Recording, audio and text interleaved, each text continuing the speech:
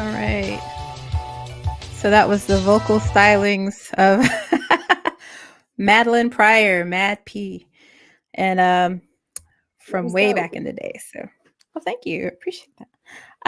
But yeah, I think we're all sorted. I see us up everywhere. I see a couple of folks coming in. Thank you. Hi. So we're just gonna jump right into these reasons. Because I do only have Mish for a set amount of time, and I want to be respectful of everyone and her. So let's jump right into it. Um, Again, I have way more than 30, but we're gonna talk about my top 30 reasons for wanting to have adult X education out there that's wholesome, inclusive, and of course, data science based. So, reason number 30, my friends. Um, I was introduced to sex in the stupidest way, and probably the way that most people were, um, through my dad's like prawn collection, basically, or his corn collection, we'll say. And I mean, and it was not good. It was not good stuff. It was like the 1970s, sepia tone, Debbie Does Dallas, hairy hustler. No child should be, forced to uh, be introduced to X in that way. And so um, I'm going to go ahead and actually just kind of shout out why that speaks to me. So one of the courses that I want to do is all about intercourse. So the sixth course I want to build is called Intercourse Discourse. And we're going to, teach adults about sex or X in a really, really positive way, so that, hopefully they don't have a lot of materials around that their kids happen upon. But yeah, so that was kind of the silliest way to, I think, to be introduced to X. I don't know. When was your first time seeing like a porno? Me, so my parents actually, I would see crazy movies in my youth, but it wasn't porn, but it was from the 70s, and sex was prevalent in these films. So like Caligula, like what was that? Wow. I've seen I've seen some things. Oh, I remember I actually saw a Karma Sutra book in the basement of my Oh my house, and I god. was like, "What is?" I was pretty young. I don't know how young, but it was from when my mom was in college. So I mean, that was what I saw. Wow. Yeah, no, that reminds me of a conversation we had with in our Black Lesbians podcast. Um Mhm. where we were just talking about how when we were all little, like it was three of us on that chat, and each one of us had a moment when we were little kids that we, played house with another little girl. Mhm. And that was one of the things that I happened upon when I was a kid. I had a little girlfriend, and her mom had The Art of Sex, and that book. You know? My mom gifted me that book when I was in college, but she was like, "Yeah." No. Oh my gosh. Oh my gosh. Yeah, it's that's some raunch right there.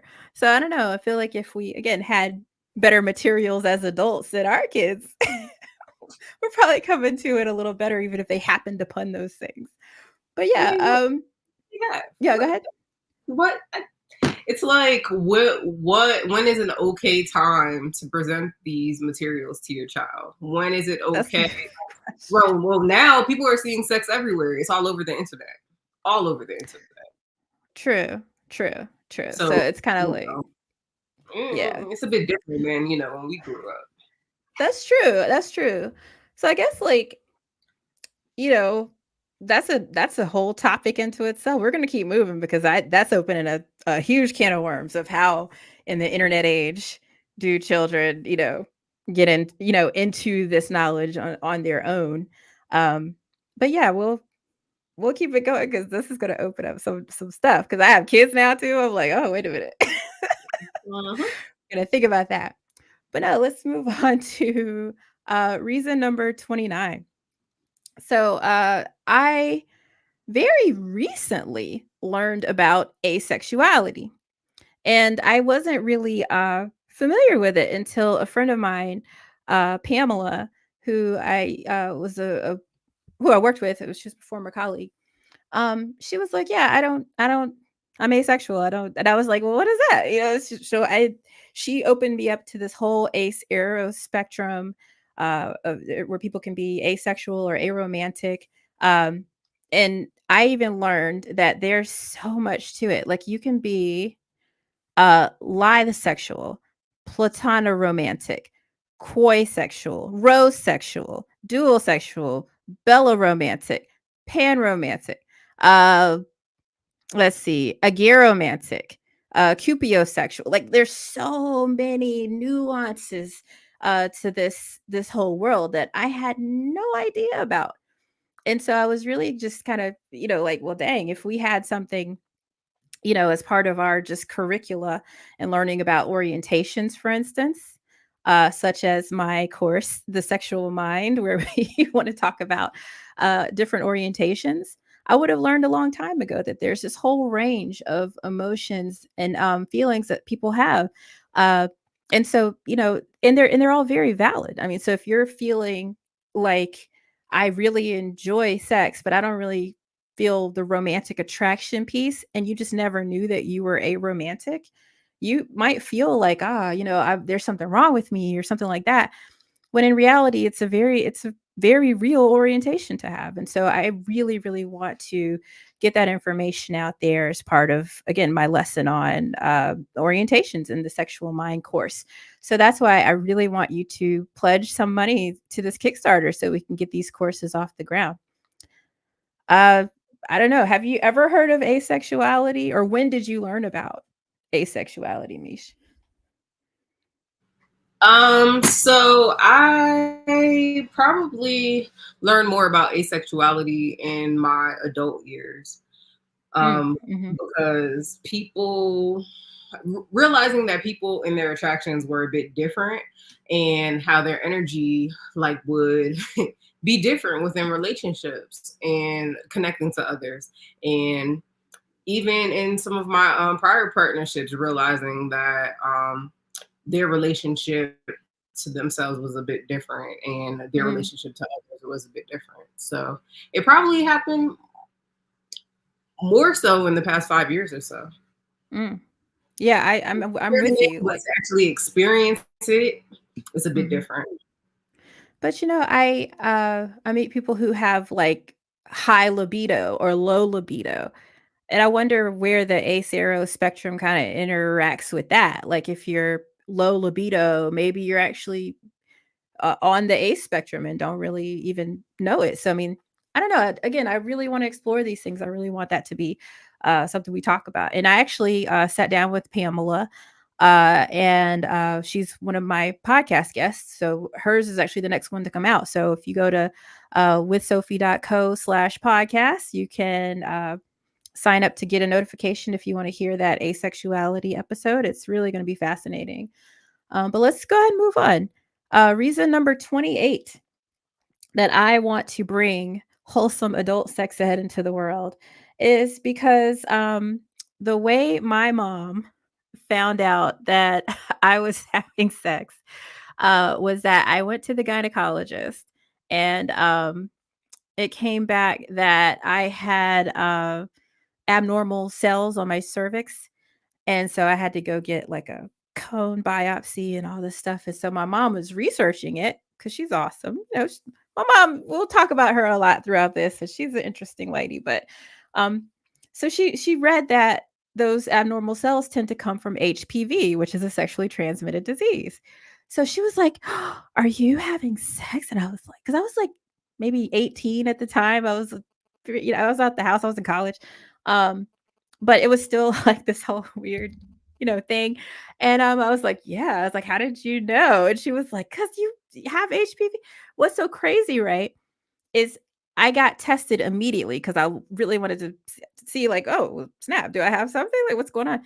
I don't have HPV. I didn't have HPV. So I just randomly had, you know, abnormal cells, and it outed me to my mom, so that was kinda messed up. But, I don't know. Does that ring anything for you, or have you ever So I had been tested for that as well and had to have that same procedure. But I don't Mm, have HPV either. So mhm. like even Yeah, information that we gain about, well, that we learn about HPV, like we don't learn about like what causes the different things. So like mhm. that would be a useful thing for us to learn, even for younger people to learn about HPV. I think so, and honestly too, like, I really wanna bring the Female Matters course into the world because I think that's a huge part of it, talking about some of the STDs that we could get, that there are, vaccines for these things now that we could get. So, again, let's pledge some money to bring these courses into the world. Go to bit.ly/SWSKS. I just put that into the comments so you can go right there. You can actually watch this live from the Kickstarter. So, let's keep it going. I'm going to talk about reason number 27. And that is that I have polycystic ovarian syndrome. And this is following along with the need for course two on female matters, because essentially it's something that almost 20% of women have. And, you know, it's just not known about. I didn't know about it until I was in college. Uh, I was a junior in college, and I went to the doctor on campus, and she was like, "You're exhibiting a lot of symptoms for this." So that includes like facial hair growth, gaining a lot of weight very quickly, being unable to lose it, um, just lethargy. I was basically a classic case, but she took all my hormones, and they were all fine. So it actually took me getting an ultrasound of my ovaries to see this chicken skin like texture where all the cysts basically are, to get a diagnosis of PCOS. But it's something that affects so many women. And I didn't even know about it. Didn't even know it was a thing. Almost over 18, somewhere between 18 and 20% of women have it. Uh, yeah, so it's just one of those things. I don't know, Mish, is it something you've even heard of, or if so, when did you hear about it? So I know a few people who have it, and within the past 10 years, I've met several women who have been battling with that. And many of my spiritual teachers um, have had it. And I Mm, found out my mother had it as well, mm. but I never knew. Um, Oh, so it is something that's rather prevalent. And I was tested for it as well because once I took myself off of birth control, um, I started to deal with a lot of adverse hormonal issues, and mm, that was one of the things that I was tested for. Um, but yeah, it's a lot of people have it actually. wow.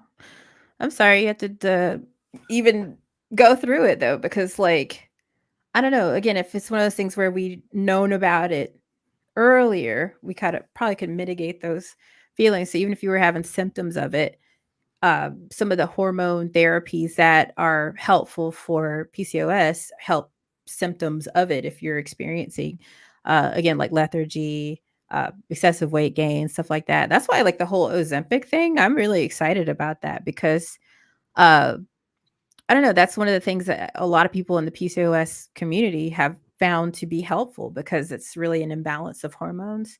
Hmm. The really, like, sad thing about PCOS is that it really causes, infertility, and so it took me 10 years and over 10 years and 2 rounds of IVF to actually conceive a biological baby, so it was, it's one of those things, again, you wish you knew about because it would be so helpful.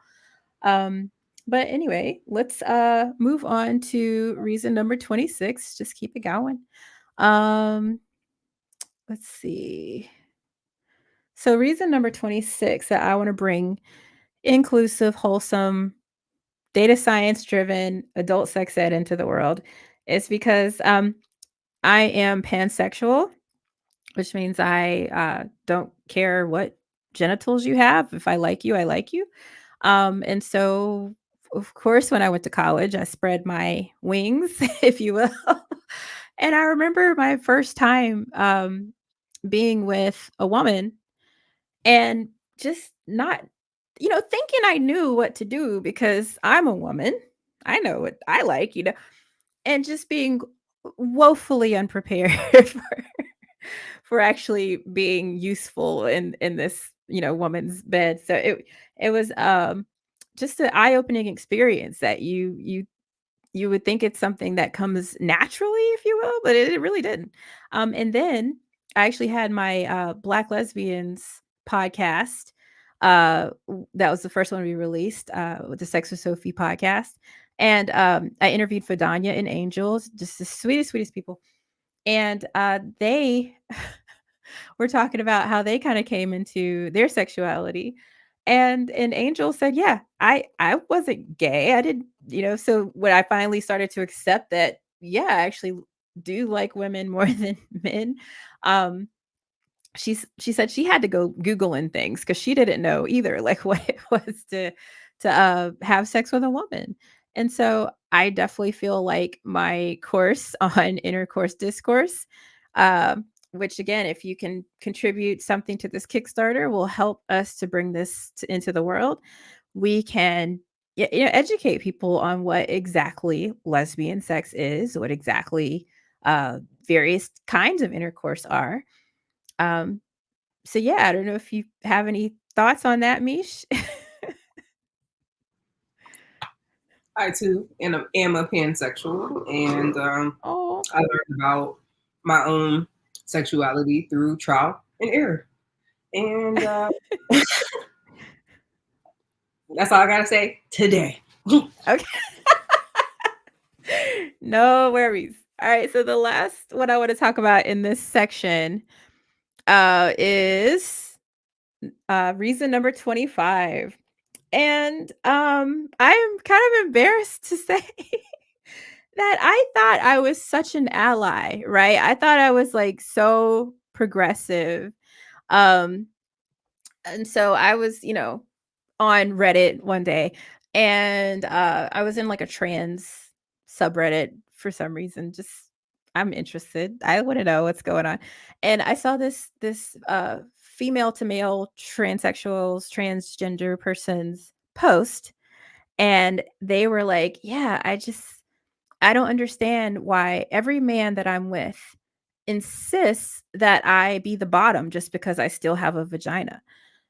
And I was like, "Oh, well, why wouldn't you wanna just use your vagina if that's what you have, to make you feel good right now? Like, why don't you just use it for pleasure?" Like an idiot. And he was like, "Bitch, I have dysphoria. Like, I don't give a shit about this. I don't want a vagina. I don't, what are you not understanding about it?" So I was like, "Oh no, oh my God." Like, so just the fact that like even somebody who really wants to understand and I do consider myself an ally. I consider myself very knowledgeable on these things. And what a big faux pas to make. And I feel like that could be so hurtful to someone. So I had to apologize so profusely. But yeah, I just think that's something that would be really helpful to learn about in male anatomy, that trans men are men. And if they still are walking around with a vagina, that might cause them a little dysphoria. So yeah, I definitely feel like I had to learn some things and educate myself. And I actually learned about a really cool tool, and Mish, you gotta tell me if you've ever heard of Packers. In fact, if you're watching, leave leave a note in the comments if you have heard of Packers. If not, let me tell you what they are. Let me see. Let me Mish, you heard of Packers? Nah, I haven't. Mm-mm. Packers are basically prosthetic penises. And so like a lot of women who don't want to be women and are men want to, have the feeling of having a penis, and not everybody can get bottom surgery. So they actually have male penis prosthetics called Packers. and they do all kind of things. Like some have like rods in them for actually having sex. Some have like funnels in them so you can stand up to pee.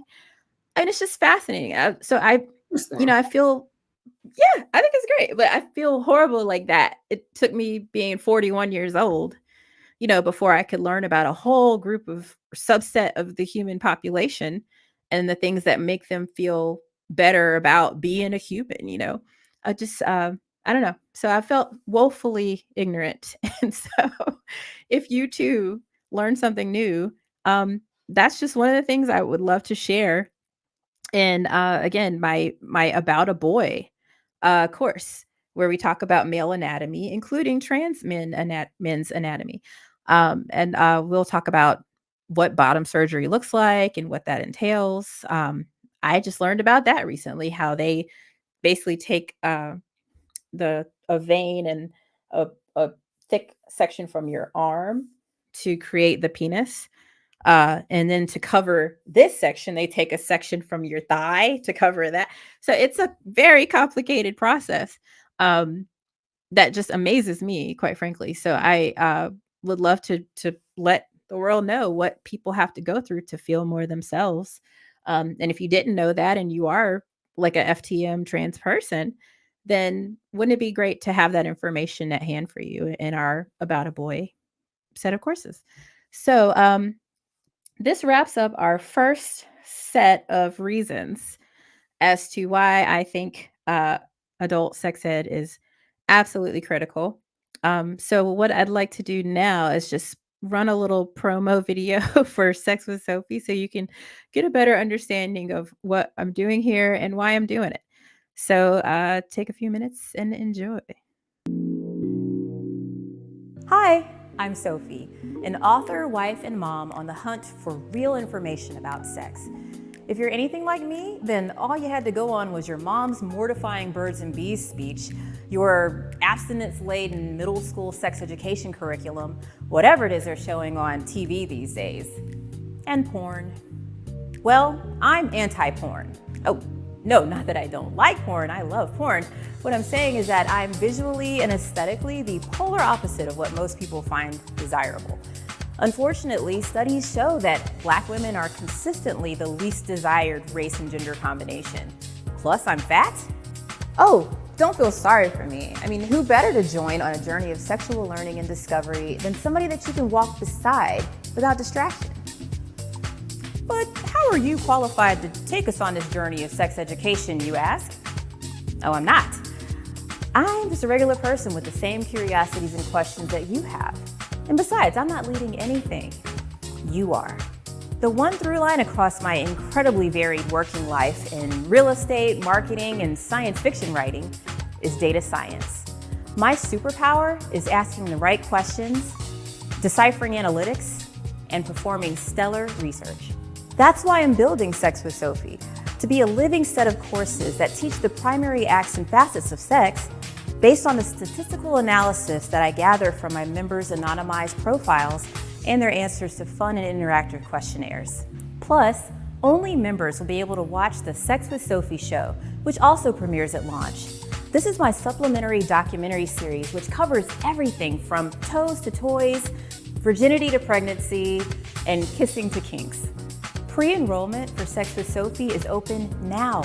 Sign up today and create your profile to become a Kickstarter for this endeavor with your funding, but also by helping us accrue data. Upon launch, you will get first look access to the courses and unlimited streaming to the Sex with Sophie show.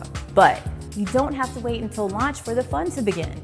Pre-enroll today, and you'll be regularly notified about fun questionnaires, new site features, and launch updates. You'll also get full access to exclusive content and extras from the Sex with Sophie podcast. This is where we interview people from different walks of sexual life, like seniors, sex workers, BDSM, and lesbianism. Thank you for your interest in Sex with Sophie. Support us today by pre-enrolling at sexwithsophie.com on a plan that's comfortable for you. And remember, love one another with permission.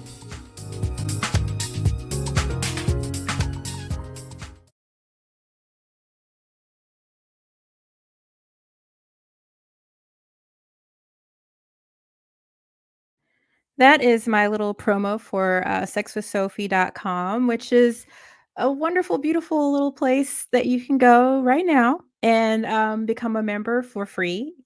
Uh, we do have paid plans that get you access to some additional podcast features and also our guided meditations that you're not even ready for. They're just so amazing. We For free, you just already get access to our community features, which include like a forum. We have some focus groups. We have amazing quizzes that we've already started to build that this Kickstarter will help us to fund even more of. And we have a Ask Sophie segment, which is really, really nice for you to be able to leave a video message or text message or audio message with a question that you have that I will personally go and research and find the right people to respond to you about. So it's really great. I do have a Kickstarter update for you. So we went from 3,000, let's see, 3,171. And now we're at 3,303. So thank you so much for pledging. It really means the world to me. I feel like this is, again, something that will absolutely change the world. Very many people need to know, like, that there's information out there that's not based on pornography. It's not based on textbooks. It's based on women telling you about what it's like to be a woman or what a woman's needs are, about trans people telling you about what it's like to be trans and what trans people's needs are, all based on data science, and aggregated crowdsourced information. So it's like nothing you've ever seen before. We have to make this work. So I would really appreciate it if you continue to pledge. We're going to go through some more reasons, and then, definitely check back and go to bit.ly/SWSKS, all caps, and make a pledge. You can also check the comment section. I will leave another one. Oh, and we have a comment from Miss Starberry Shortcake. She just said, "Hey, Sophie, is there anything you can't do?" That's the sweetest thing. There's so many things I can't do. Um, like I can't do this alone. So I definitely want you to go to the Kickstarter, make a pledge, and let's see if we can get a few more bucks towards this goal for making these courses live. In the meantime, I'm going to keep it moving just so we can stick to schedule here. We have Oh, I'm sorry. Let me actually put this link in here one more time for you. Uh, uh, uh, uh, uh, uh, uh, uh, mm. All right. Well, while I'm getting that link, let me let you hear another one of my little songs here. um, and actually, no. Let's keep it moving because I want to stick to time. But speaking of songs, I want to say that the promo music that you heard came from my dear friend Sid Mercutio in London, and he also made the track that goes on our podcast. So definitely check out the podcast because you will get to hear his stuff, and he's awesome. So let's keep it going, and we're gonna pick up at reason number 24. All right, reason number 24. So one of the things that I had to do on my own is learn about gender affirming care. So my mom was not very interested in helping me to better myself because she didn't want me to invite attentions. And I guess she didn't want me to really come into my sexuality. So, I don't know. I get it. I get it. You want your babies to stay babies forever, but she did not want me to like shave my legs or wear makeup. But one day I had a chorus solo where I was going to come out and be the person singing this song in front of all of my friends and family and the audience. And there was no way I was going to wear the required uniform with a skirt and have hairy legs. So even though my mom would not let me shave my legs, I somehow scrounged up a razor, I think from one of those samples that you get with the little women's magazines that you sometimes get. And so I went into the bathroom and with no water, no soap, no shaving cream, just took the razor and up one leg, up the other leg. So just of course all the skin just came with it and immediately started bleeding from the fronts of my legs. It was horrific. It just made me so sad. I was really upset. It hurt. Um, so I just put that down. I found a bunch of band-aids and at least covered up my cuts. And then I put on some stockings and just so embarrassed. I was so embarrassed. But I went ahead and I did this solo in my middle school, chorus concert. And the song I was singing was "I Will Survive" by Gloria Gaynor. So after the song, after the concert, I was you know, leaving, trying to rush out of there as quickly as possible. And one of my friends came up to me and was like, "Sophie, yo, that was so cool that you put band-aids on your legs to show that you will survive. Like, that's amazing. That was so great." I was like, "Oh yeah, yeah, that's exactly what I did." So I just thought that was such a crazy thing. So again, I feel like simple things like that, like Female Matters, talking about women's problems, just would really help to, parents, I think, to understand that young kids need to know about gender affirming care, no matter if you're in the gender you want to be or not. So yeah, I don't know. I don't know if you caught any of that, Mish, but Oh, I heard. I was like, maybe I got away with that one. Nobody's like, I heard it. I heard it. Yeah, you did survive. oh my god, oh my god, or did I? Did I, Mish? Well, okay, moving on. No, my god. Now, for real though, any thoughts? I think our mothers did their best to try to protect us because they do, Yeah. People be sleazy. I get it. I get it. People So, do be sleazy. be sleazy. People do be sleazy.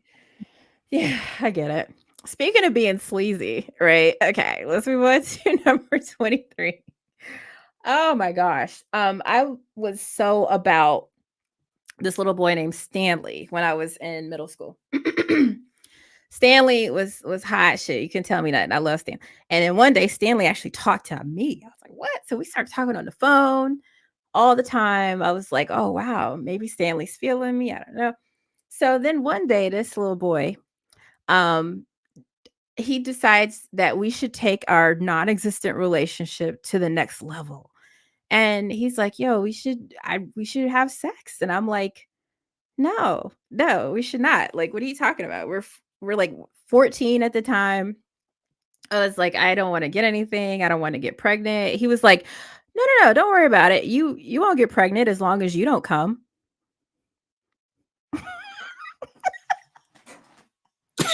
Oh God. Right? So, Sadly, this so is I what men was like, still think. say that one more time. I missed you. This is what men still think. But that's the thing. Either you're stupid or you're evil.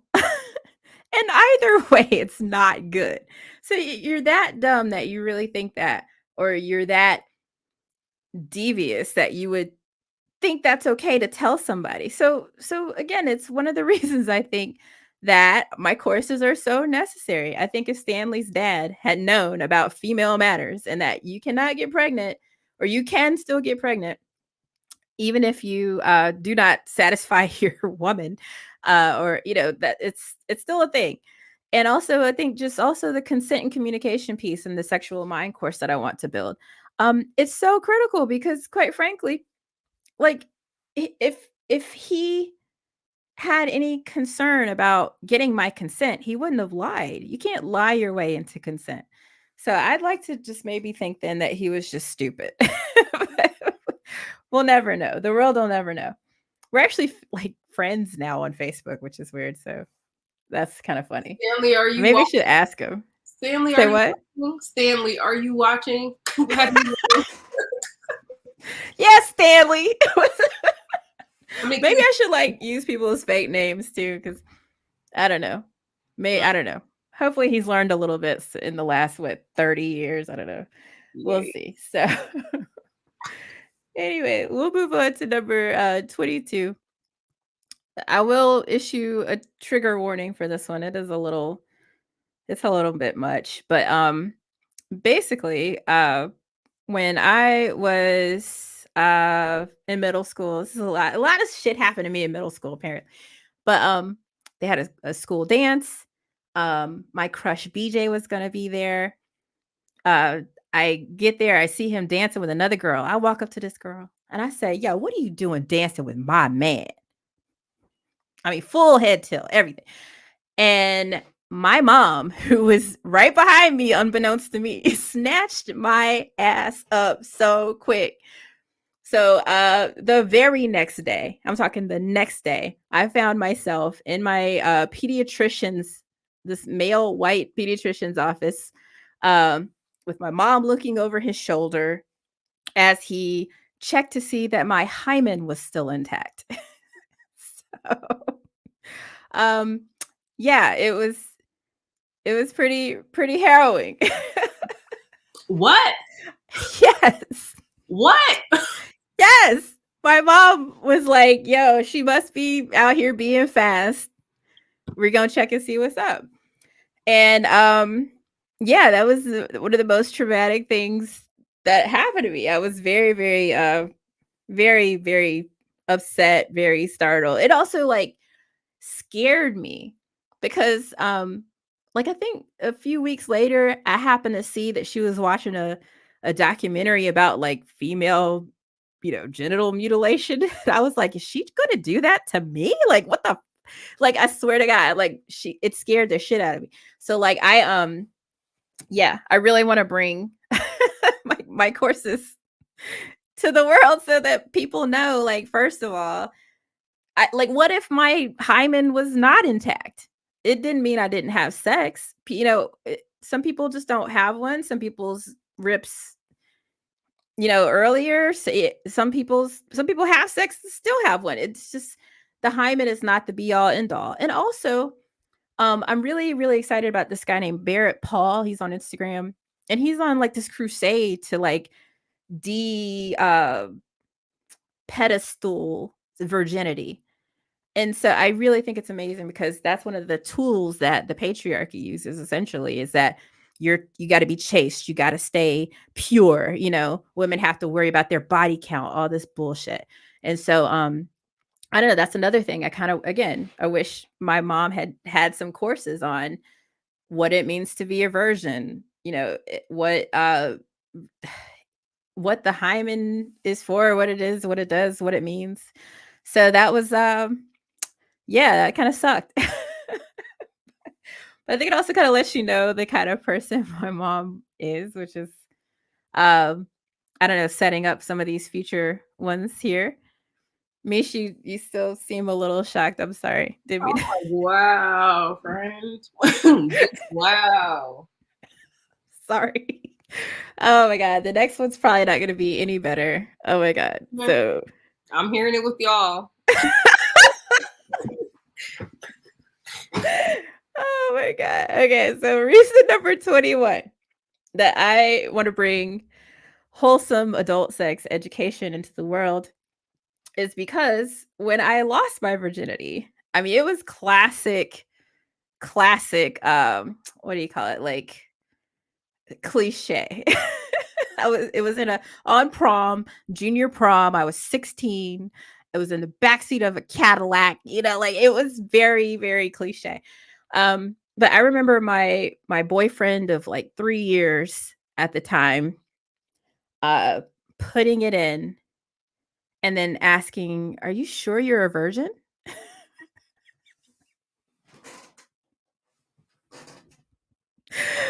Mish.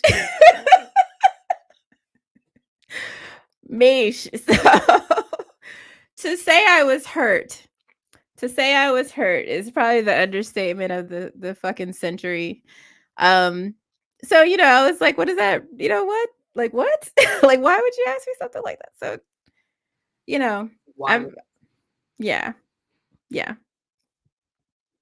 So either way, that happened, and I don't know. I just feel like if he had had some courses on, about a boy and understanding that maybe it's that he's got a smaller penis and maybe how to handle that. I don't know. Or even if female matters, when we talk about female anatomy and physiology, that some women maybe do just have larger vaginas. I don't know. Like, who knows? We'll talk about the variations of anatomy and hopefully he will have learned something or the future person losing their virginity will go about it in a better way. I don't know. It also speaks to that whole, I think, virginity culture of there being something to break through or they're supposed to be so tight, at first or whatever. And it's like, oh no, that's just not really how it works. So learned a lot since then, but that was pretty shitty.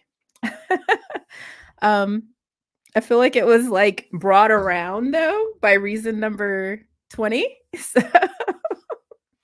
So reason number 20 that I want to bring adult sex education into the world is because, and Siri thinks I'm talking to her. I'm not. I promise. Hi. But basically when I got to college, I read this book called The G Spot. Have you ever heard of it, Mish? Or No, I haven't. What's that about? it's about the G Spot, and it Uh, is amazing. I see my IGs are cutting out. They only go about an hour, so we're making some good time. We'll keep it quick. So the G Spot is a real thing. It's something that exists in the front wall, essentially anterior wall of your vaginal canal. And so it gives you a different way of having an orgasm, basically. And so I read this book, I devoured it. It's basically like a bunch of doctors talking about their not discovery of it, but their analysis of it, their findings on it, and having women discover it and what happens from that. And I don't know if you've ever heard of squirting, Mish. That's kind of where that comes from. The G spot.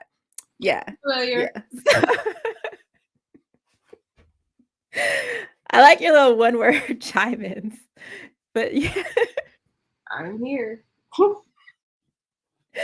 But yeah, so I just definitely feel like that's one of the things that if we knew about the G spot before we, had to go searching for it, maybe, especially if men knew about it, that's or females partners knew about it. There's so many cool ways to just increase how we pleasure ourselves and how we pleasure each other. So yeah, so that was a nice discovery when I got to college. Um, and it kind of segues into reason number 19. Basically just that from college or from the time at which I started having sex to now, I have been so many different sizes. I mean, I've been down to 140 pounds where I was basically like a toothpick with melons and a butt. And I've been bigger than I am right now. I think my max was maybe 250, something like that. So, I've been the full gambit of weights and sizes. And every time I've actually had sex at different stages, I've had to like kind of learn positions and everything all over again, um, or learn what works with how different partners of different builds work with my build. And so, again, just want to talk about some of those different variations in how you have to learn about yourself, especially in course number 6, intercourse discourse, where we talk about positional analysis and how some of those things might change as you and your body change. And that wraps up another set of reasons. And so, um, I will now put you on a little song I did. And I'll press play on this On the hunt for video for you one more time, real quick. Hi, And I'm just going to Sophie, check out the Kickstarter. an author, wife, and mom on the hunt for real information about sex. If you're anything like me, then all you had to go on was your mom's mortifying birds and bees speech, your abstinence-laden middle school sex education curriculum, whatever it is they're showing on TV these days, and porn. Well, I'm anti-porn. Oh, no, not that I don't like porn, I love porn. What I'm saying is that I'm visually and aesthetically the polar opposite of what most people find desirable. Unfortunately, studies show that Black women are consistently the least desired race and gender combination. Plus, I'm fat? Oh, don't feel sorry for me. I mean, who better to join on a journey of sexual learning and discovery than somebody that you can walk beside without distraction? But how are you qualified to take us on this journey of sex education, you ask? Oh, I'm not.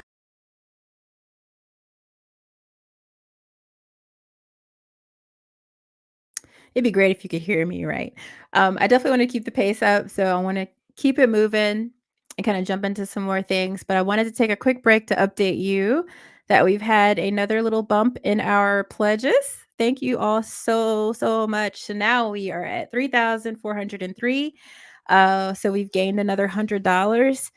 Thank you. That's amazing. Honestly, every little bit helps. If you give $1, $5, even if you just go on and click to the little remind me button to become a watcher on the campaign, that really helps our analytics and helps Kickstarter to see, hey, this might be something people are actually interested in. So whatever you can do is so helpful. Thank you very much. Really and truly appreciate you. So I definitely want to keep it moving. Let's keep it going. If you go again to bit.ly/SWSKS, as you can see in our little banner down here, and I'll try to get that into the comments one more time. Go there. You can actually watch this live from the Kickstarter and throw us some more bones, man. Really appreciate it. I'm hoping these stories resonate. Please leave comments and let us know if anything you've heard uh, is something that you've experienced as well, or if you have a story or some insights you'd like to share. Just pop them in. We'll read it out. So again, thank you so much, you all. I really appreciate that. And I'm gonna try to put this in the thing one more time, just so you have the link.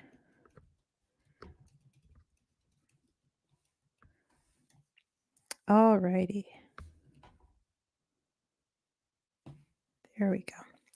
So thank you again. I'm going to go ahead and jump back into some reasons with Mish. And we're just going to start flying because I know I'm kind of getting into story time a little bit too much with some of these. So I do apologize. What's the next 5 reasons? Yeah, let's go through these kind of quick too. All right. So we are at reason number 18. This is hilarious. All right, so reason number 18 I want to bring adult sex education into the world is because I got caught making out with my neighbor's nephew in my neighbor's bed, his water bed, their water bed, next door on my mom's birthday. So she's looking for me. She comes in, and I mean, we weren't gonna do it. Like, don't please. I was maybe 15, no. I was like maybe 13. I was kind of young. We were gonna do it, but he had his top off. I had my top off. And my mom walks in, and you hear her coming down the hall, and it just, it was a bad day. It was a bad day, Mish. So anyway, like I definitely feel like that's one of those things where if my mom had been more confident in her teachings of sex to me, And I think she was, like, I think she did a good job because again, I wasn't gonna do anything. There's no way I was gonna have sex that early, but there's nothing wrong with exploring, and I think there's something that, is to be said for moms who don't understand that their little girls have proclivities, and they have hormones, and they have pubescent thoughts and stuff just like their little boys do. So I have 2 brothers who got away with everything, and I'm talking everything. And I can't go away for a few minutes to just make out with a boy without, without getting my ass handed to me. So so yeah, I just feel like that's one of the things that could be talked about in my first lesson on the sexual mind, and just talking about how again, little girls are we're not just like little boys, but we have the same wants and needs, and there's nothing wrong with that. And I don't know, Mish, do you feel like you were also kind of like overly sexualized or seen as bad for it when you were a kid? I got into some things. The world will never know. That's okay. I'm not gonna pry. Well, I do feel that there is a double standard, like with boys and girls. There were things that my brother could do that I couldn't do, and the freedom Mhm. that he had that I didn't have because I was a girl, and that made me Mhm. want to get into things even more because why can he do it and I can't? So Right. Right. Precisely. Nice. So speaking of boys, my my husband, we're going to reason number 17. We were trying to have a baby for a very long time. We ended up adopting before we actually had our biological daughter. So that was amazing. And both our kids are the love of our life. We eventually had a little girl. But in the process of figuring out our infertility, Chris, my husband, went to a urologist, and he diagnosed him with what's called a varicocele. Have you ever heard of this, Mish? Me what's that? neither. So no, it's one of those things where it's like, okay, if we had a lesson on about a boy about some of the different things that can happen to men, especially that might affect their fertility, wouldn't that be amazing? So wouldn't you want to give some money to make these things happen? Go to that Kickstarter at bit.ly.com or bit.ly/SWSKS and give us some money to make these things happen, because then you would learn that a varicocele is basically when you have like varicose veins of the ball sack.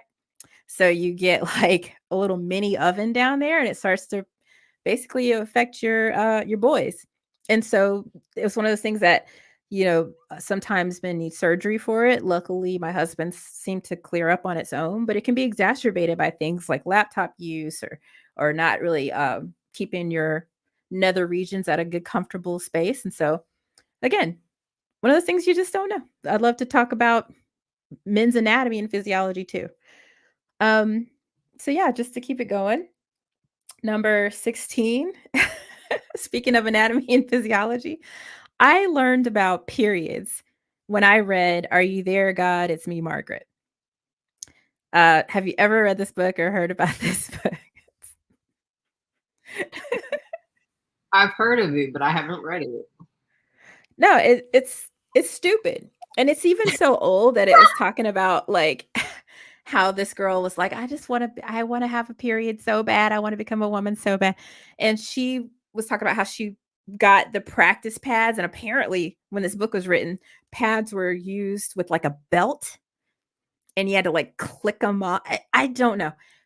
If you're an older woman or an older menstruating person and you know what this woman was talking about, leave a comment or let us know how it used to be with menstrual products, sanitary napkins, and whatnot. Because yeah, I didn't know what a period was. When I first got my period, I told my mom I was so excited because I'm finally a woman, like the book said. And so she got me from school. I had it in gym class. Saw I had a little blood in my pants. I was just so excited. So my mom, so excited, she came and got me. Went to the store, got all these products, and then not tampons though. My mom would not get me tampons. She did not want me inserting anything into my vagina, which is so crazy to me. But yeah, so we get home and then she's like, "Well, what show me your underwear. Let me see, what you saw so I can make sure you're okay and take a look." Yeah, my mom's fucking weird.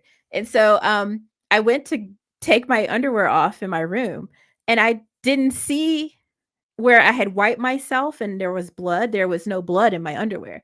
So I literally got some red paint out of my little art kit and like just put some drops on the panties so my mom wouldn't think I lied to her about starting my period. It was the fucking stupidest shit. So like, I don't know. So that's why I really think we need to have more education around female matters, quite frankly. I don't know. Were you in this whole, "Oh, I'm finally a woman. I can't wait to get it" camp, or where were you at, Mish? I was. It's not that I wanted to be a woman. I just didn't want to be bossed around or told what to do. So, like, I wanted my independence there. I got you. I got you. So puberty was more of a free seeking freedom. Yes.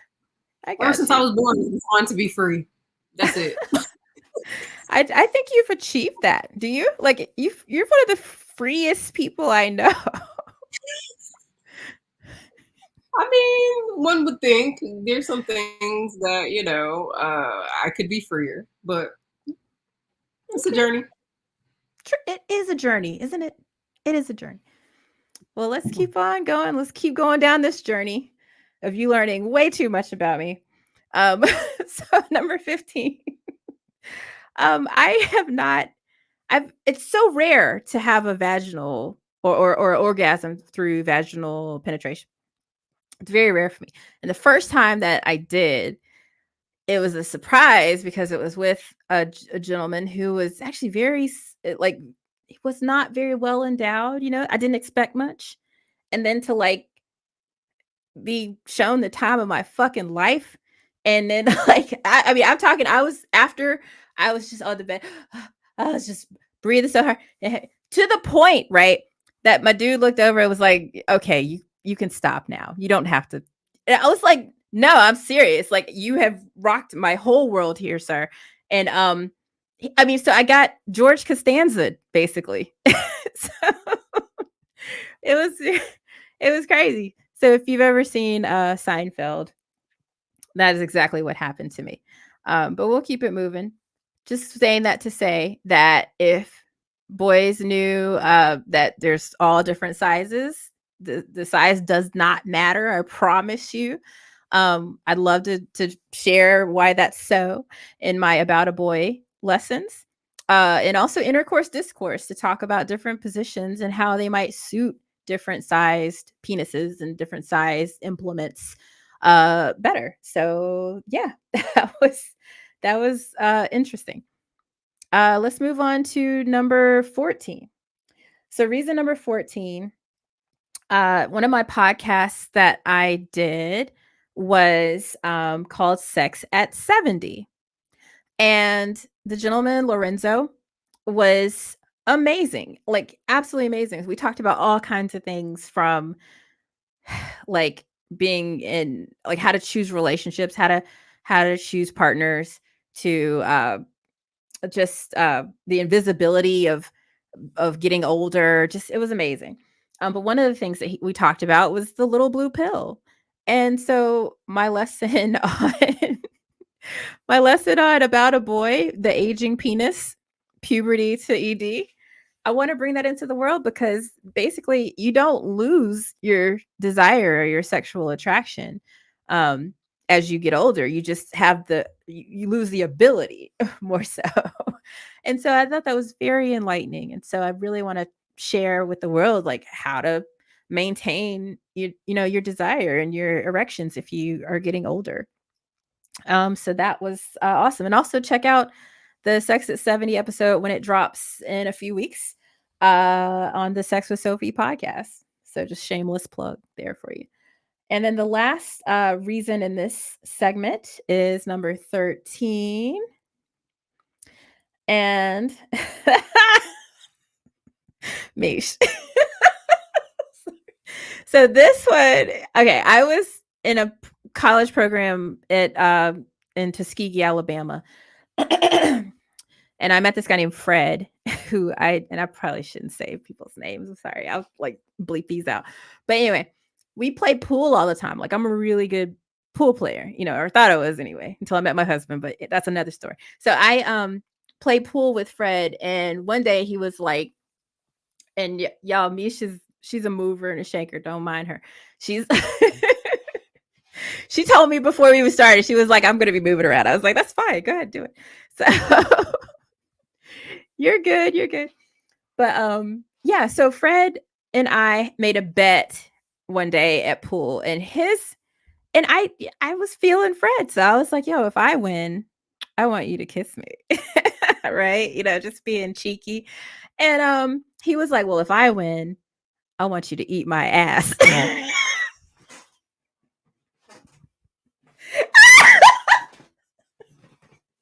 What? What? What? I mean, there was some like quibbling. Yeah, he was like, you're not gonna want to do it, and I was like, no, what? Tell me, what is it? What do you want? No, you're not gonna. And I was like, just say it, And of course, it was like, well, I've had a girl in the past, and she did this, and I really liked it. I was wondering if I win, would you do that? And I was like. I genuinely did not know what to say. I think I had to come back to him about. I think I like left entirely because in my mind, I was like, "Oh, he's gay."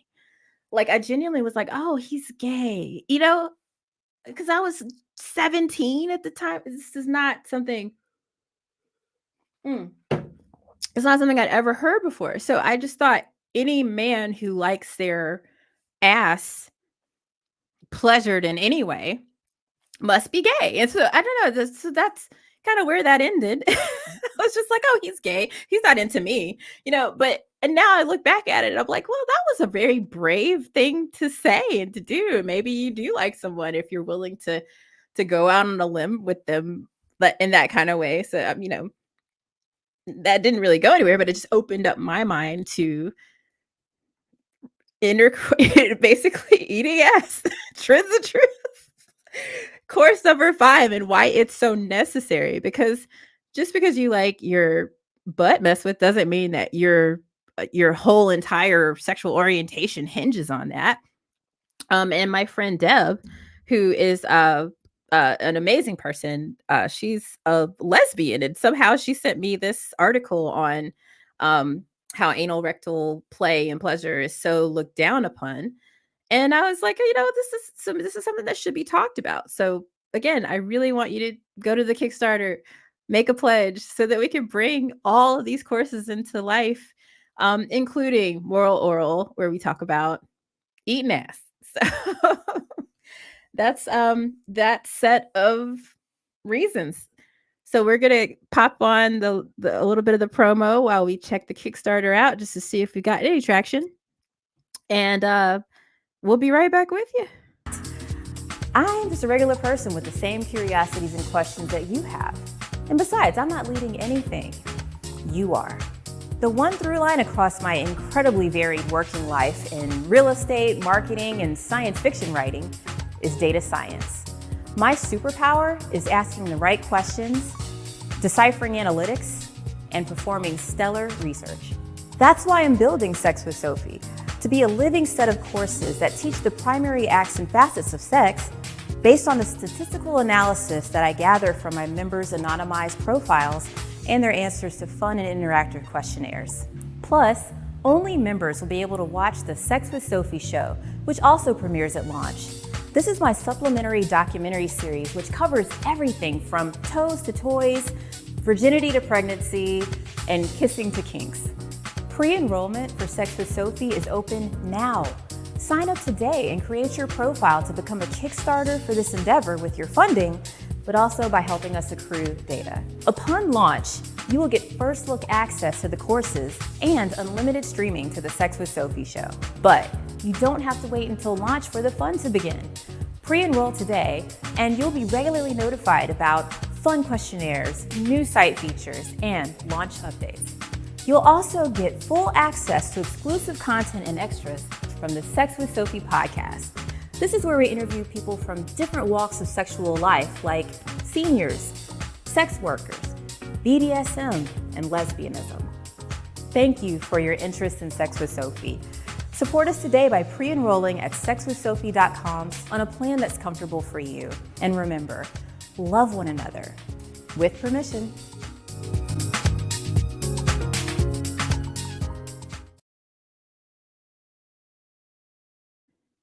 Hi, thank you.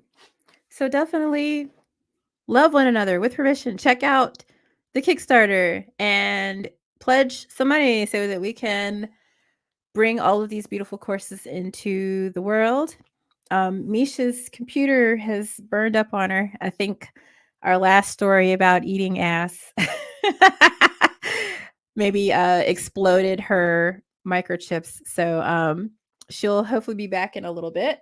But I do want to keep things moving just so we can try to get through the last few here and keep us to time. I definitely want to try to respect the fact that you have taken your day to come hang out with me and hear my crazy stories.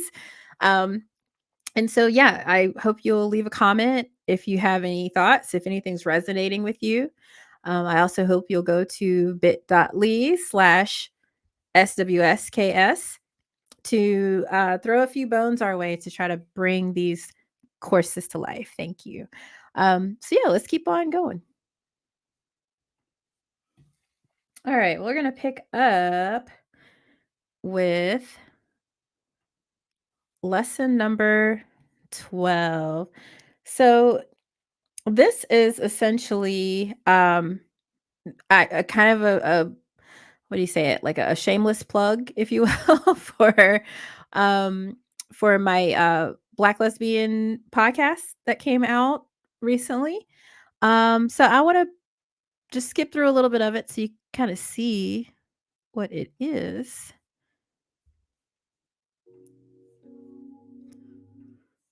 Alrighty.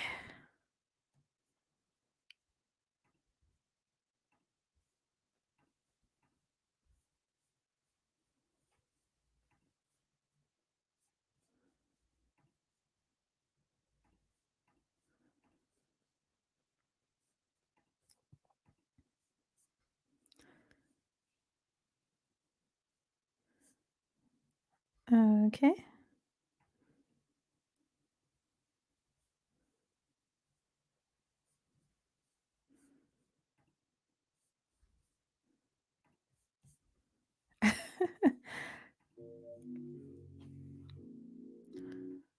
You do and how you doing? Oh, well, I'm currently a nail tech from Charlotte. I'm just in case, which then, lasted long. They get them, they got theirs, and it was done, and I wasn't satisfied sexually with some to commanding the scenario or taking control over the issue at hand behind that role, and that has. All right. So just want to get a little visual.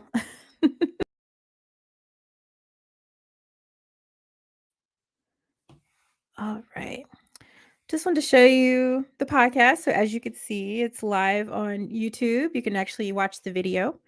Or you can go to let's throw the link in the comments. You can go to with sophie.co/podcast.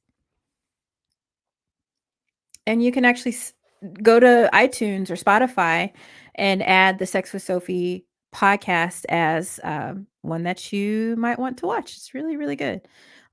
The thing that I got from this particular episode that really was amazing was the fact that Angel was saying how she will call Fidania early in the day and text message her and tell her all these little sexyisms and they'll sext a little bit and talk. And then when they get home, they'll put roses down and give each other a nice bath and then they'll start the foreplay. And I was like, no, bitch, that was a whole day of foreplay. I think we could all learn something about sex from our lesbian friends if you are not one. And yeah, so that's part of intercourse discourse. So I want to talk about foreplay and readiness. So if you want to see this course come to life that's backed by real information, like what Angel shared, I'd love for you to go to the Kickstarter page and throw a pledge our way. And so that's one of the things that really, I don't know, inspired me to keep going with the podcast too, because it's not that we were learning about lesbians and that's this bubble that they're in over there. There's so much we can bring into our own practice or sexual practice, if you will. Um, Even though we ourselves might not be women who love women. So that's why I really want to build all of this out so that we can learn from each other as well as from the people who are just like us. So that's reason number 12. So, reason number 11 that I want to bring these courses to life is that when I first learned about masturbation, I was, you know, what, 11, 10, 11, something like that. And I remember maybe the first couple times I did it, I when I finally was able to, understand, oh wow, this is this is nice. Okay. Um I would have that high of the orgasm or the climax, and immediately it would just plummet. Immediately it would plummet. And I would feel just deep, deep shame. I would feel like, oh, my grandmother was watching me, like there's a ghost looking on and seeing what I'm doing, and I'm a bad person. It was terrible. And so that's one of the reasons that I want to bring these courses to life, but also why I built with my dear friend Mish, who's hopefully going to come back in a bit. Her computer exploded on her. But we built a program called Guided Masturbations in the sexwithsophie.com space. And so let me show you a little bit about what these are. So when you come to the site and you go to the Guided Masturbations, you will see that there are different moods you can select. The first one that we've done is called Guiltless. And it's something I really wish I had when I first started understanding about masturbation.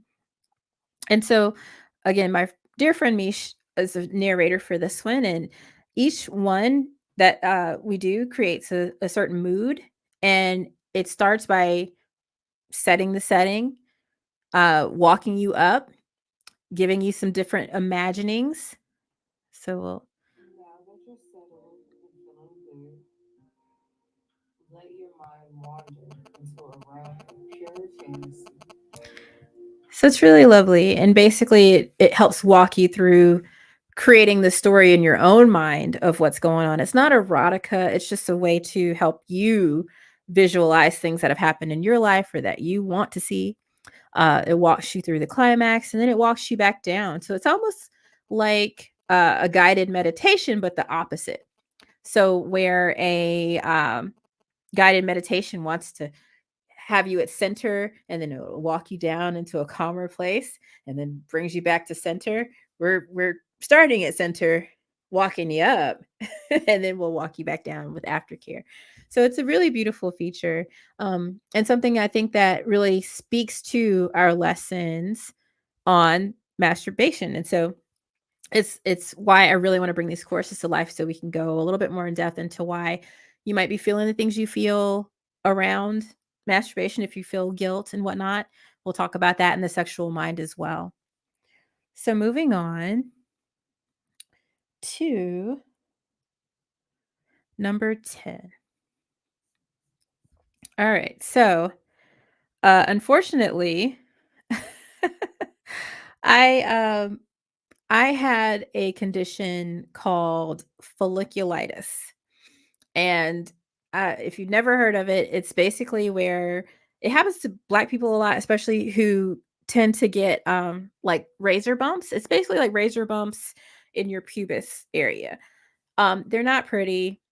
They don't feel great, and they don't look great. And so one day, I was with my boyfriend, and I noticed he wasn't in the living room. So I went to go find him. He was in his room and he was looking through his mother's nursing book on STDs. so he, so I was like, oh God, I was so embarrassed, so embarrassed, because he genuinely thought that I had an STD when I had folliculitis. Um, luckily, I had an amazing gynecologist who saw the problem, was like, "Oh, I know what this is. You're fine. We're good." Put me on clindamycin, and it like within weeks it was all gone, and I honestly have not had an issue with it since. And so it's one of those things where, again, I think if we had some information about some of the different problems that women face, and I doubt this is something that only women face, but it seems to happen more prevalently with us because we shave or tend to uh, get wax and different things that can cause folliculitis.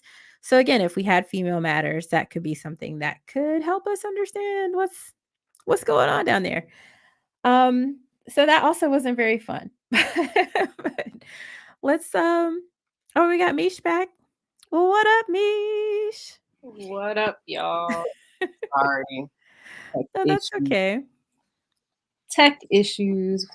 No, I was telling the world, all few people here that your computer must have exploded after the eaten ass story. Yeah, it had enough. It was like too much, friend. Too much. Too much. Oh my gosh.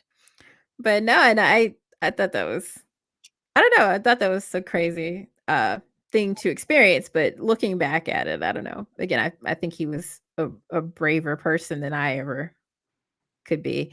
But yeah, okay, let's move on to reason number 9. This one, let me also issue a trigger warning. We're going to be talking about grape for the next couple ones. So just if that's something that you cannot handle or tolerate, go ahead and put it on pause right now or come back in a few minutes. But I wanted to talk about this because I think it's so important, especially when it comes to lessons around consent and communication. Um, and that includes about a boy. Because I had a friend who I talked to just about every day. He's my best friend. He lives in China. And and I probably shouldn't like I'm telling all his business. But anyway, I was like, "Hey, listen, I'm talking to this girl that you and I that I met through you. I know you were all friends, and so she got in touch with me. We've been hanging out. I thought you might like to know." And he was like, "I don't like that bitch." I was like, "What?" He's like, "Yeah, she raped me." And I was like, "What? Like, are you serious?" And so like, I mean, immediately cut her off, blocked her, everything. But I just felt so horrible, that my male friend had this experience. And I don't know, like he seems so reluctant to tell me about it or to go into it. But I could tell how like it really hurt him, just how quickly he was angered by the fact that she was trying to like wheedle her way into my life. Um and so I don't know, I just thought it was one of those sad things where when men experience grape, they're not usually taken very seriously, or it's like, "Oh, but you got up to do it, so you must have really wanted it," that kind of thing. So I don't know, I just felt like that's something that really needs to be discussed. I don't know, have you ever encountered a gentleman who's experienced molestation or harassment? So a lot of men that I've heard that this has happened to them, they say it and they don't understand that they were molested or they were raped. They're saying it, Oh, it's like older women did these things, and they're like, "Yeah, I was the man." I was like, "You were a boy." That oh, you dang. that was a grown woman. So not only like taking advantage when somebody's, because he was inebriated at the time, Um, but you're absolutely right. Statutory rape does not stop at you being a little girl. no, Wow, it that's a doesn't. very good point. It doesn't. Like a man recently posted on his Facebook that when he was 16 years old, he was dating a 38-year-old. Oh no. Like, what? Huh? It's like, yeah, You were being groomed by a 38-year-old. I was driving her car and I was just like, oh, no, That's sir. horrible. No, sir. No. Wow. Yeah. I'm sorry. I'm sorry that happened to him. Because I mean, because it's damaging. It's damaging, to your brain's not even done being grown yet. We don't stop getting like myelination, like the little fatty deposits around our neurons until we're like 21, 22 years old. So, you're literally, you know, still messing with a child, even if they're just out of being a teenager, essentially. So yeah, I'm sorry. But I think it's something that needs to be talked about. Um, I'm gonna move right into number 8. Like, unfortunately, I too have been raped. Um, it sounds so fun when you say it that way. It's not funny, but it's funny. Like, it's terrible. Like, I watch Aqua Teen Hunger Force. I don't know if you ever seen that show. You know, but there was an episode where Spaghetti the dog kept humping him, and he was like, "I used to think grape was funny." And I was like, "Who says that?" But no, so I don't know. It's weird what we have to do for the algos these days, but yeah. So, yeah, I was raped, and I didn't accept it for a while because of 2 things. Firstly, I was drugged, but I thought when you're drugged, you're knocked out. So I wasn't knocked out, so maybe I wasn't drugged. So maybe I did. You know, I just didn't. I couldn't accept that that was a possibility because I was present. I wasn't capable of moving my limbs. Um, and I have since, like, I wasn't a teetotaler or anything, but I never smoked anything, never really did anything until I was like 38 years old is the first time I smoked weed. But so and that just opened a whole door for me. So I never actually took drugs. And then when I started taking drugs, I was like, "Oh yeah, I was definitely fucking drugged." Like, so it was one of those things where I didn't call it what it was because I just didn't have the vocabulary to understand that that was still being drugged or roofied or whatever. And then secondarily, I had had sex with that person before voluntarily. And so I thought, "Oh, well, it's not like I didn't do it of my own volition the first time." Um, so I don't know, it was just a whole weird space. And so I just think that if again we had more education as to not only like consent from the gentleman's part, to understand what they shouldn't be doing, but also for girls to and people who can be anybody. Clearly, we just talked about how that happens to gentlemen too. But if anybody had the knowledge about being protective of their drinks and understanding what those different things feel like, and if you're starting to experience those things, I don't know, I just think that could help a lot of people. So it's a touchy subject. It really is. I feel like I've processed it. This was such a long time ago. Doesn't really bother me. But like I understand how it's a touchy thing for folks. Um, so, I mean, we can move right on. I don't know if you have any interjections at this point. Um, Sorry it happened to you, friend, and I'm happy you can process and move through it. And oh, I wish people would leave people alone and know about consent. Consent is so important. thank you. Thank you. Thank you. And speaking of, I guess that sort of consent and communication piece, let's wrap this section up with number 7, which is that um I had a podcast episode about like kink and BDSM and shibari, which Misha, I think you know a little something about. Favorite. But I mean, it's such a beautiful thing. So we started this podcast episode talking about like whips and ball gags.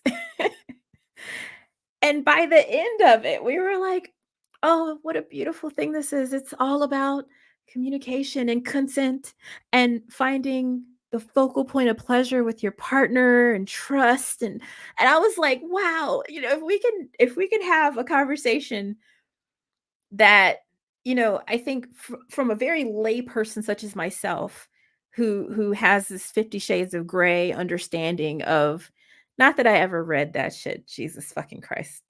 But I okay. I read a person's blog about them reading 50 Shades of Grey. So every chapter was basically a blog post about her thoughts on it. So that's how I know that there's a wide swath of people out here who's that's all they know when it comes to kink and when it comes to BDSM is pulling tampons out of vaginas with your mouth like Jesus. So yeah, that's horrific. I definitely feel like if we had yes, that happens in that book, Mish. So, but if we had a course that talked about the full diaspora of intercourse, whoa, and even touched on some kink and stuff like that, I think that especially if we could couch it in the way that it was presented to me, that it's about trust and about talking and about understanding and about really finding that focal point of pleasure with the person you're with. I just think that's beautiful. So, any thoughts on the kink space? Myself. I think it's important for people to educate themselves and also go and just experience it. Go visit munches, go to dungeons and explore. Instead of trying to rope other people who aren't into that stuff into it, there's a whole community of people that are into it. Go explore in those spaces and not in Right. spaces where it's not their jam. Exactly. Exactly. So, I mean, that's just the realness. And that also concludes this segment of reasons. So, we are down to the last one. So, let me pop on the little promo real quick just so we can check out the Kickstarter. And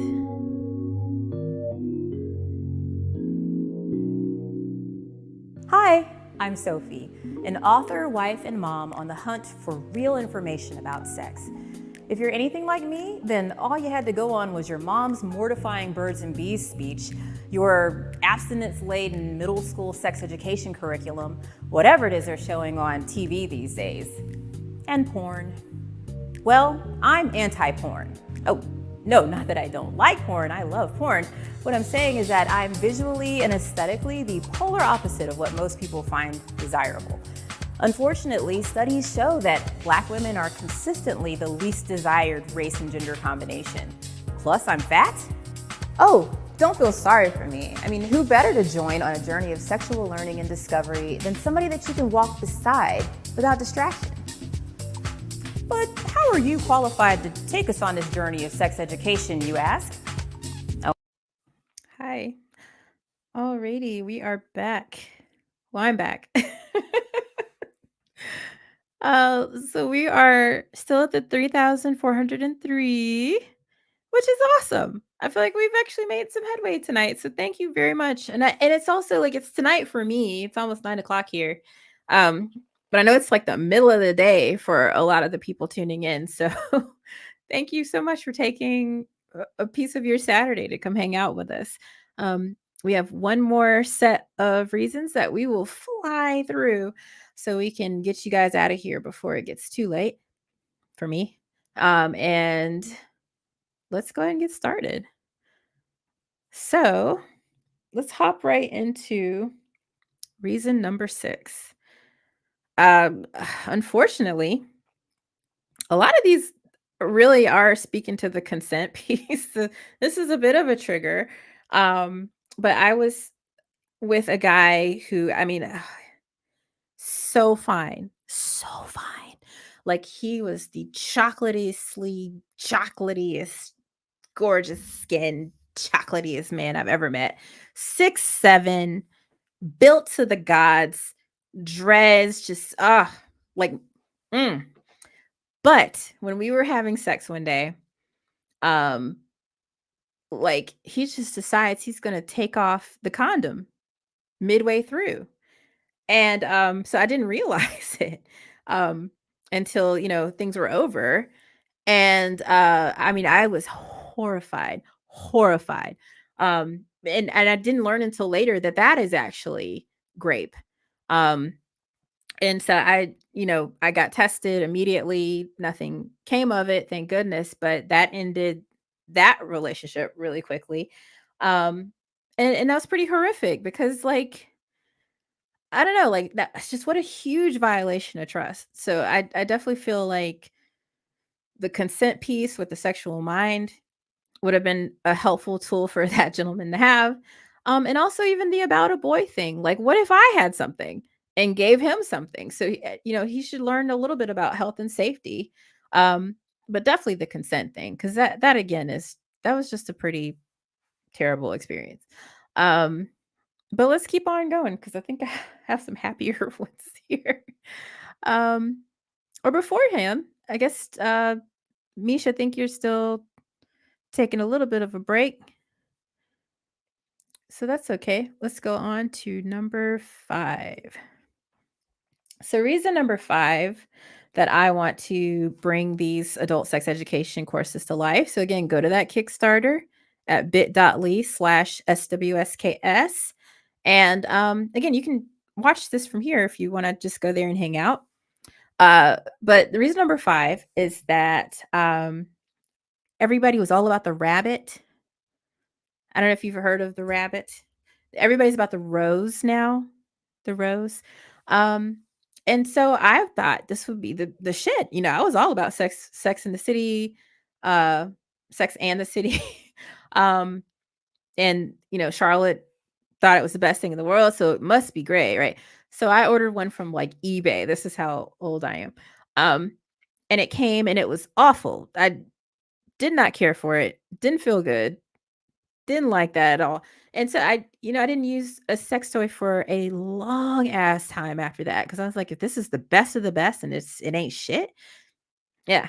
And then I came across a company called Lilo, and I won like a contest that they were holding about, I don't know. And so yeah, I got a free Lilo, and it was just one of those like clit stimulators, and it changed my mind really, really fucking quick.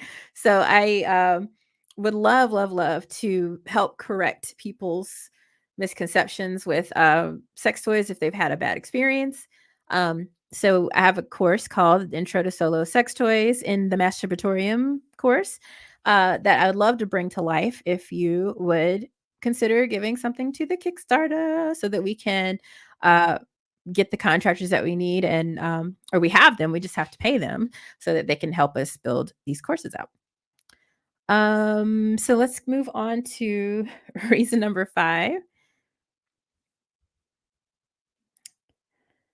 Oh, that was 5. So we're down to 4, y'all. We are flying through these things. We might just make it before 9, or whatever it is in America. 4. My first time faking it was actually with this sweet, sweet kid. I was in college at Florida A&M University in Tallahassee, Florida, and I had a friend named Dallas, and Dallas was appalled that I had never had an orgasm um, with someone. And so he made it his mission to take me into this old building at night, one of these old science buildings on campus, and he would just eat me out for hours, like all night, just eat. So after like 5 days of him eating me out to no avail, I think he just felt like I gotta do it. Like I know I can.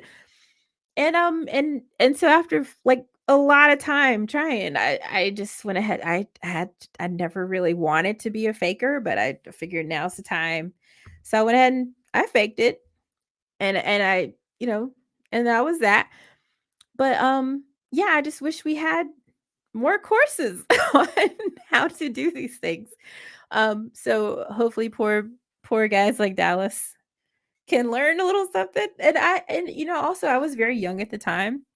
So if I'd had a better understanding of communication, I probably could have conveyed a lot better how to help him help me. So yeah, and we didn't do anything else. And we stayed friends for a little bit after that. And that's all that our relationship consisted of, was him having fun with me. That was really sweet.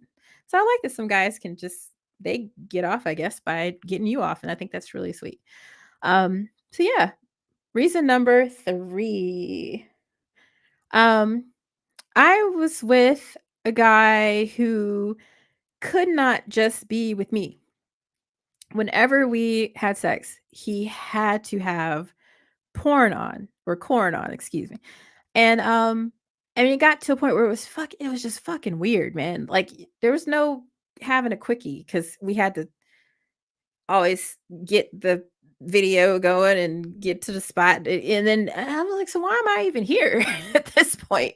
So it just got really, really upsetting to me. And I wish I'd known about corn addiction, um, back then, because I definitely feel like that's what he suffered from. Like, to even be physically intimate with a person in reality and still need to have that in order to climax. I just thought that was so crazy. But now, learning more about, prawn addiction, I understand it. It's definitely it's an addiction just like any other addiction. And it has like, actual ramifications on your brain. I'm a cognitive neuroscientist. And so like, I absolutely have seen, how, your different synapses connect, and how they can, suffer from the wrong types of neuroplasticity. And so, yeah, I definitely feel like that's something that should be addressed. So I'd love for you to, you know, get these courses off the ground, help me to do it, so that we could talk about mental preparation, and just the mental state and the sexual mindset that you have to not only please someone else, but to get yourself in a place where you can receive pleasure and give pleasure. So even though like I really do, I like porn, but once you learn like the exploitation involved, the trafficking involved, um, the fact that I'm sure there's so many good porns out there, I guess, that don't do these things, that are exploitative. It's kind of like, do you really want to roll those dice though? So it's something that you have to really ask yourself if you want to continue to support. And I think having information about real sex, and that actually happens in real people's bedrooms, can maybe help people transition away from the fantasy world. Um, so yeah, moving into reason number 2. This is okay. This is another trigger warning one, folks. Uh, and let me check in on Mish though. Mish, how you doing?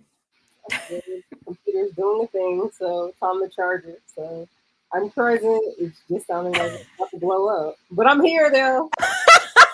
No, you know what? It's not. I'm going to talk about abortion. Okay. Well, quite the segue. Have at it, friend. We're gonna keep it light and breezy as we move out here. But like, and I know you only have a couple more minutes with me, so hopefully we can get through the rest, this one and the last one soon. But again, it took me a very long time to conceive, and unfortunately, my first IVF attempt. Come in here. Come in. Hi. Hi. You know what? Hey, let's go. You know what? This is it. This is my reason right here. We'll talk about abortion later. How about that? So, come here, baby. Oh my gosh. My sweet husband just deposited my children on me. And so that could sound so bad in a different context. I'm sorry.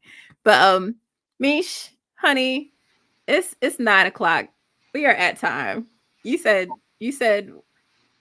What, 4 was your cutoff? So let's go ahead and cut it off. Bye, Nissy Poos. I love you. Yes. Yes. So let's suffice it all to say this is the reason why I'm doing any of this. I do not want my girls to grow up in the same world that I did. I don't want them to experience some of the harrowing sexual related incidents that I experienced if I can help it. And this is my way of helping it. Yes, ma'am. I have something in my hair. You're gonna help me? But everybody, this is reason number 1. Reason number 2, this is the one that took so long to get here. But yeah, so these are Auntie Misha's kids. But yeah, let's go ahead and wrap it up for our one viewer now, and let me let you get on your way. All right, but thank you everybody for tuning in and checking us out. All right, let me put you down so I can get her. All right, I love you, baby. You're so sweet. Thank you. Let me get my hand. My baby. All righty. So thank you, everybody. You can definitely continue to pledge. We are exactly halfway through with our campaign. So we have 15 days left out of the 30 days that we have been live. So go to this is a microphone. So go to bit.ly /SWSKS and help us get these courses underway. And we'll sign off now. Thank you for taking the time to spend with us on a Saturday.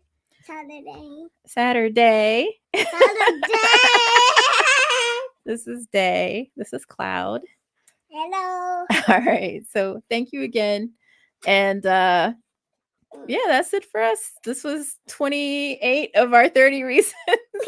We're gonna post another like update about these. So we'll let you know kind of what they were and why we feel they're important.